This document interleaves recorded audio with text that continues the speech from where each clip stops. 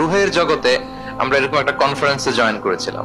সাইয়েদনা আদম আলাইহিস সালামের পৃষ্ঠদেশ থেকে যারা আমরা বনি আদম হয়ে পৃথিবীতে আসবো তাদের রূহগুলোকে একত্রিত করে আল্লাহ এরকম একটা কনফারেন্সে কভেনেন্ট করেছিলেন, চুক্তি। তিনি আমাদের জিজ্ঞেস করেছিলেন যে আলাস্তু বিরাব্বিকুম, আমি কি তোমাদের রব নই?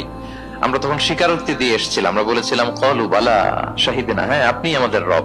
তার মানে রুহের জগতেই আমরা আমাদের রবকে চিনে এসেছি, ইসলামকে চিনে এসেছি রুহের জগতেই। ফলে দুনিয়াতে যখন কেউ সুন্দর করে কোন অমুসলিমের সামনে ইসলামকে পেশ করে, প্রেজেন্ট করে, তার কাছে ইসলামকে বড্ড চেনা চেনা লাগে, ইসলামকে বড্ড আপন আপন লাগে। কারণ ইসলাম তার কাছে নতুন না, সে তো অনেক আগে ইসলামের সাথে পরিচিত হয়ে এসেছে।